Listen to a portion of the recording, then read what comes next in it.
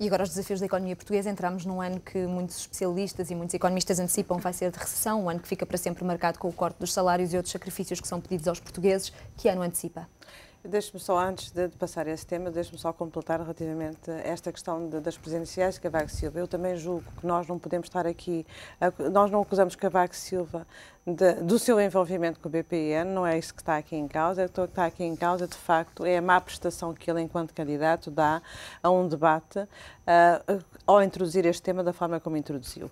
E mas insinua-se muito. Claro, exatamente, mas o que torna ainda mais evidente que seria muito bom para a democracia portuguesa que houvesse uma segunda volta para que pudesse haver uma clarificação. Não me parece que vamos ter essa oportunidade, que a democracia vai ter essa oportunidade, mas seria muito bom que isso acontecesse para que houvesse uma clarificação, nomeadamente quanto até esta tentativa, e um pouco como dizia o Manuel Damasio, da tentativa de autocentragem na figura do Presidente da República da solução de todos os problemas. E não é essa, nós sabemos que não é assim, e não podemos estar a desvirtuar os poderes do Presidente sem haver sequer uma alteração constitucional através desta autocentragem do Presidente da República e do candidato a Presidente da República, que vai ser, enfim, acho eu, Presidente da República. Dá a ideia que os próprios candidatos não sabem bem quais são as funções exatas do Presidente da República. Exatamente, é isso que está aqui em causa, ou seja, mistura-se tudo.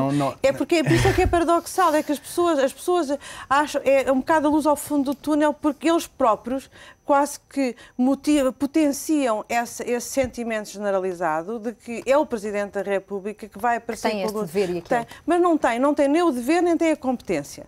Nem os poderes. Nem os poderes, não tem as competências no sentido de não tem os poderes. E não os debates foram, aliás, muito nesse sentido. E não se pode, através de uma técnica de comunicação, estar a desvirtuar uma coisa que precisa, no mínimo, de uma alteração constitucional e, por isso, precisa de 2/3 na Assembleia da República e precisa, naturalmente, da concordância. E não vai para a frente, porque ninguém está interessado nesta altura dos acontecimentos, mudar o equilíbrio de poderes que existe na nossa sociedade. Quanto aos desafios, eu acho que é inevitável que nós tenhamos uma coisa que não tivemos o ano passado, que é a serenidade. E temos de ter estabilidade política e temos de ter estabilidade social para que se possa, finalmente, nós conseguirmos, não uma luz ao fundo do túnel, mas termos, de facto, encarrilhar e conseguirmos fazer aquilo que são os desígnios que a população espera de nós. Nós, no final do ano passado, pusemos quase as quartas todas, quase que nós pusemos todas, as nossas apostas foram todas na aprovação do orçamento.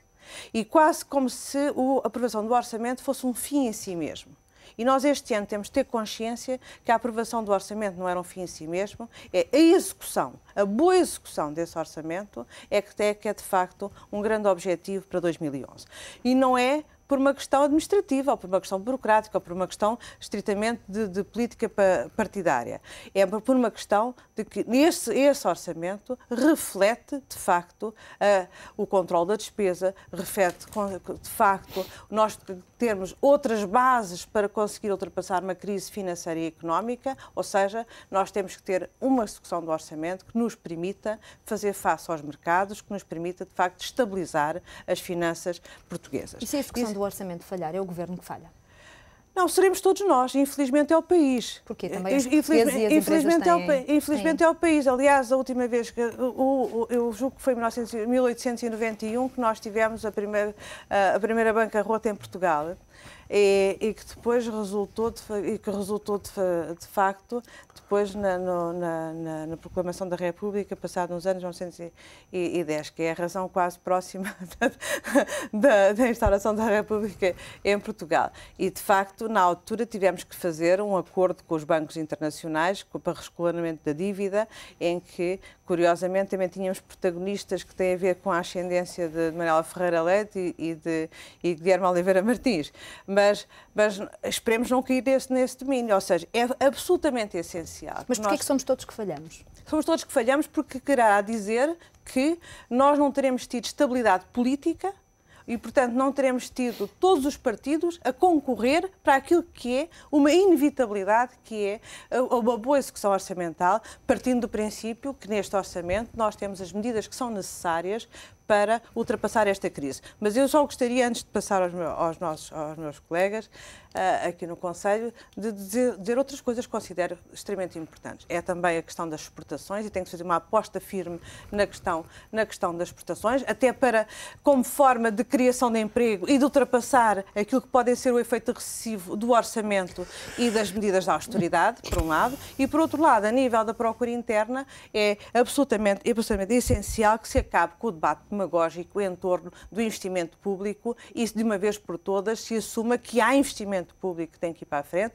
como forma também de ultrapassar, também de criar emprego a nível interno e de aumentar a procura interna. Ou seja, nós temos de ter estas três vertentes, é a vertente do controle orçamental, a vertente da diminuição da despesa, a vertente da credibilização face aos mercados externos, ao mercado global, que é a questão da execução orçamental, mas também temos que fazer uma aposta nas exportações e uma aposta também, definitivamente, também no investimento público como forma de potenciar o desenvolvimento interno. A equação parece perfeita e eu agora gostava de vos perguntar a vossa opinião se efetivamente o Governo está capaz ou é capaz de controlar então o déficit, consolidar as contas públicas, a despesa, impor todas estas medidas, cumprir a execução orçamental e ainda assim não esquecer que há 600 mil desempregados, desigualdades sociais e, enfim, é preciso potenciar as exportações. É uma equação que parece um bocadinho complicada. Eu acho que a parte principal da questão é não pormos essa equação. Eu acho que o nosso grande desafio para 2011 e se calhar para os próximos anos é precisamente pararmos de pensar nos políticos e no Estado como a salvação de todos os nossos problemas. Eu acho que o nosso grande desafio, e aqui se calhar voltando ao tom messiânico há bocado que estávamos a falar do discurso dos candidatos, é quase um desafio da esperança. O que é que eu quero dizer com isto? Que eu acho que o grande desafio que nós vamos ter em 2011, desde os trabalhadores independentes, aos trabalhadores dependentes, aos políticos, aos empresários, aos jornalistas, é o abandono de um certo discurso onde permanentemente procuramos um culpado porque parece que não temos confiança em nós próprios. E esse é um desafio super complexo e, muito sinceramente, não parece que nem este governo, nem qualquer governo vá resolver esse problema. Mas acha que há uma mudança de atitude que está em curso? Há um problema de liderança. Esse é um desafio que não se resolve com o modelo de liderança política que nós temos, independentemente do partido que estiver no poder, e não se resolve com o esquema social, se quisermos, que temos neste momento em vigor no nosso país e que não é um problema particular de Portugal. É quase um problema europeu. Mas o que é preciso, é um problema muito complexo para se ultrapassar. É claramente mudar a atitude. Cada português. Obviamente, porque nós não podemos pensar, que alguém vem resolver os nossos problemas ou que alguém nos vem fazer mal. Porque nós andamos parece que andamos neste sobe e desce, não é? Alguém nos vem fazer mal, os alemães, o FMI, esses vêm-nos fazer mal. Ou alguém nos vem ajudar.